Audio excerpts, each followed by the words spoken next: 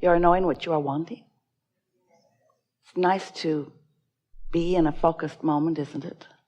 Where your intention is stronger, where you've made plans and followed through with them and are focused with others with intention. There's power in that. There's power in your deciding. There's power in you knowing what you're wanting. But you can't come to that knowledge quickly. It takes some exposure to life to come to decisions about what you want. And what you want matters. It is of primary importance. It's why you're here. It's why you decided to come into this physical body and to focus here into this time and space, in these beautiful bodies, in this important time where there is so much balance. And by that we mean variety. And by that we mean contrast. Because out of the variety, out of the contrast, even the part of the contrast that you don't want to be there, there is the potential, the likelihood, the strong likelihood of you coming to your personal conclusions about what you prefer. And sometimes you don't seem to know how important it is that you get to decide what you want. Because you live in a society that seems, although it is not an entity that thinks with one mind, but you often believe that you are supposed to think like everyone else in order for there to be harmony. And you often also think that others should think like you in order for there to be harmony. Because it feels like sometimes to you that when there is sameness, there is harmony. And we want you to understand that there can be difference and diversity and still be harmony. We want you to understand that the powerful law of attraction, the law that manages everything universally, the law that brings those vibrations that are same together. Law of attraction is providing the harmony, and the diversity provides the basis for it. So, wouldn't you rather live some life and come to some of your own personal decisions about things, rather than just taking those around you's words for it? Didn't you find yourself early on knowing that you were misunderstood? Didn't those around you often mistake your intentions? And so we want you to understand that while those around you, who are often those humans, dear hearts that they are often wanting you to agree with them, Jerry would say to Esther, and Esther would say, wait, I really want to know what you think. And Jerry would say, I don't really think you want to know what I think. I think you want me to think what you think. I think you want me to agree. And Esther would say, oh, no, it's nothing like that. But she would enjoy a 3 or 4 hour conversation where he would finally come to agree with her. Oh, he wasn't patient for that. Nothing like that ever happened. Because he understood, and we want you to understand, the value of your perspective in comparison with the perspective of others. Your goal in life is not to conform. Your goal in life is to create.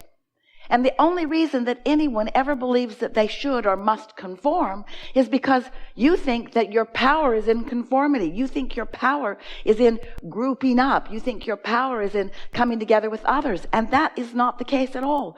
Your power is simply in your alignment to your source, to the energy that creates worlds. When you get tuned in, tapped in, turned on, when you are in alignment with who you are, clarity is your experience. And flow and ease is your experience. And so we're just saying, don't let those around you cause you to fragment your own clarity and knowing by acquiescing to agreeing with what they think just because they think it. They're not the boss of you. They want to be, but they are not. Now, we've spoken to all of your children just now. We're talking to all of you. We want you to feel the freedom of living your life and minding your own business and not trying so hard to find agreement with others, not caring so much what you're getting back from others, not being so much a reactionary person, instead being one who lives your own life and comes to your own conclusion and launches your own rockets of desires and builds your own vibrational reality. Understanding that as you ask, even though it is often silent, when you know what you don't want, you know what you do want. You've been putting forth these rockets of desire, these clear rockets of desire, since your first breath here in this physical experience. And much was already in your vortex of intentionality before you even entered this physical body as consciousness. And so you are a powerful creator, and you have resources that are lined up for you. And as you've carved out the details of what you like and what you prefer and who you are, your inner being has found harmony with those ideas, understanding your worthiness and your goodness. And we are wanting you to understand your worthiness and your goodness. And most of all, maybe, your power. We want you to feel the empowerment of alignment and release the disharmony of fractured energy. When you say, I would like more money, we would like that to be a clear statement of expectation, anticipation. We think it would be so wonderful if you didn't water that down by saying, I want more money, but I don't have enough. That's a fractured statement. That's a fractured point of view. That's weakening your desire. Your desire was clear every time you launched the rocket. And Source heard you and believed you and agrees with you and is lining up circumstances and events to accommodate you. But when you notice what is and what isn't enough money, your attention to not enough money causes you to offer a vibration that contradicts the desire of wanting more money. And you can't have it both ways. You can't be offering a vibration of a desire for more money flowing to you at the same time that you're offering a statement that it isn't flowing. Because the universe is not responding to your words. The universe is responding to your vibration. And your vibration is understood by you by the way you feel. So if you feel downtrodden, if you feel disadvantaged, if you feel taken advantage of, if you feel not enoughness about something, then it doesn't matter how many words you offer, or how many people you tell, or how much you smile and hype your cause. The universe isn't responding to your words. The universe is responding to how you feel. So you've got to shift how you feel. If you don't have enough money, you've got to look for prosperity where it is in your experience. The prosperity of the sun coming up and the prosperity of the way you move freely in this nation. The prosperity of being so free that you can choose bondage. The prosperity of having that comfortable bed that you sleep in and that warm blanket that you pull up over you. You have to look for evidence of the prosperity that you wish to increase. You cannot look at the absence of something and increase what you want. Instead, you increase the absence of it. Doesn't that make perfect sense? The law of attraction is the law of inclusion. There's no exclusion in law of attraction. So when you look at something and you say, no, I do not want that, what you're actually saying to the universe vibrationally is, bring to me more of this that I do not want. So yes, yes, yes, yes, I want that. That's a really wonderful word. Yes, because yes is saying, come to me this thing I want. But when you say no, that's like saying, come to me this thing I don't want. So you want to begin to pay attention to what you're saying yes to and say it more often, and what you're saying no to and say it less often, because you get what you think about, whether you want it or not. So as we began talking to you some years ago, we wanted you to understand how it works. And so we, for a while, called this body of work The science, because it's ever-changing and evolving. Of deliberate, because focus is such a good thing. And that's the sweet spot of being here, to get to deliberately choose and decide. The science of deliberate creation. We thought it was the best title ever for what we are all about, which is thinking on purpose, feeling on purpose, attracting on purpose, creating on purpose.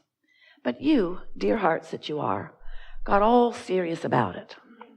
And you said, oh, cancel. Try to suck those words back before the universe gets hold of them. And we noticed that you were too worried about what you were thinking. You began to apply this soft approach to life that we were wanting you to understand, that we were wanting you to feel knowledge about. Because if you don't understand how the laws work, then you can't notice the consistency with which the law responds to you. Once you understand how the law of attraction works, then you can notice its absolute consistency, and then you can find your place within it. Once you understand that you were source energy before you came into this physical body, and that source energy part of you is still alive and well and active and dominant, then you can understand that you in every moment have a source energy perspective and a human physical personality perspective, and that those two perspectives are playing off of one another. In other words, you are having vibrational relationships with who you really are and what you really want and what you really know and what you're thinking and speaking and knowing in this moment. So the emotions that you feel have to do with how wide that gap is between you and you. When you are in sync with who you are and you've closed that gap, you feel love, you feel exhilaration, you feel satisfaction, you feel eagerness. But when the gap is wide, when what you're thinking is very different from what the source within you is thinking about this moment in time, because that's always where your inner being is focused, right here with you about what you're focused upon, right here, right now about what you're focused upon, right here, right now about what you're focused upon, right here, right now about what you're focused upon. So your inner being is focused. Did we tell you right here, right now about what you're focused upon? Do you understand that your inner being is focused right here, right now about what you're focused upon? And your opinion about what you're focused upon matters in relationship to how you feel. If you're mad at yourself, since your inner being never is, that's what that feeling of guilt feels like, or self-blame. If you're hating someone, and they darn well deserve it too, don't they? That's what Esther says, Abraham, you just need more information. You need more information. If you're hating someone, that feeling of hate within you is the emotion that you feel when what you're thinking about right here, right now, and how your inner being is viewing it right here, right now, are vibrationally different. So once you realize how long you have lived, how many lives you have lived, how much you've come to, how expanded and evolved you are, and how important this life has been in adding to who your inner being is, the total expansion of who you are, then you come to understand quite easily with a little bit of practice that caring about how you feel means caring about this gap, caring about how you feel and doing something about it gradually. You can't do it all at once any more than you could just jump over a house. You have to gradually move it. A few years ago, Esther and her wonderful team and many of you went on a cruise to the Panama Canal. And it was so interesting because the water level as they approached the canal was 84 feet difference from the body of water that they were going to be in on the other side of it. 84 feet. Now that ship is not just going to jump 84 feet. It would be hard on the ship and everybody in it. So instead, it just moved into a channel, and then the water gradually rose. And when the water was level with the next lock, they opened the gates and the ship just sailed in. And then the water rose again. And when the water was level with the next lock, then the gate opened and the ship just sailed in.